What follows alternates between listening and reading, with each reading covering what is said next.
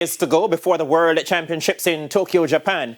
Jamaica's chances of winning medals in the women's 200 meters and the sprint relay have improved slightly, with news that America's Olympic champion Gabby has withdrawn due to an Achilles injury.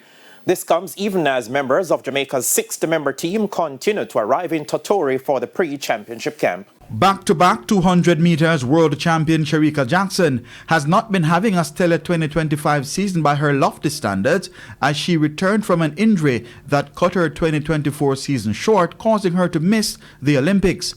In fact, her season's best of 22.17 seconds ranks at number 13 on the top list of runners so far this year, way below her national record and career best of 21.41 seconds, done while winning gold at the last World Championships in Budapest in 2023.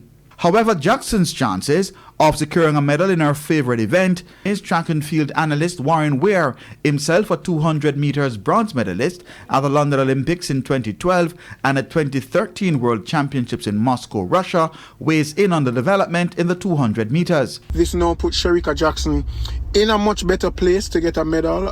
When I say better place, I mean like it's a much easier journey for her, seeing that you have one medal contender out of the way. So she will be now battling out for a medal with everybody else with a less chip on the shoulder for her, being with the likes of Gabby's out of the picture. Nevertheless, the Americans are still strong in that event as they won the wild card from Brittany Brown from the Diamond League, and Mackenzie Long is replacing Gabby, and she has a faster season best than Gabby, which is a season best of 21.93.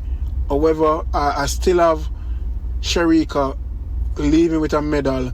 Although the temperature is extremely hot, team manager Ian Forbes says the hosts have put things in place for the athletes. Our hosts have been quite accommodating and the facilities are excellent. With respect to the climatic conditions, it's a bit on the warm or hot side, but our hosts are making every effort to ensure that we are as comfortable as possible. The hotel is quite good, pretty well appointed and comfortable. At training in areas where it's probably a little excessively hot, there are fans, some with mist. So all in all, I say they're settling in well. Forbes, the first vice president of the J3s, provided an update on the number of athletes who've already arrived in the camp. With respect to arrivals, we presently have at least 65% of athletes who have already arrived. We are expecting others over the next 2-3 days.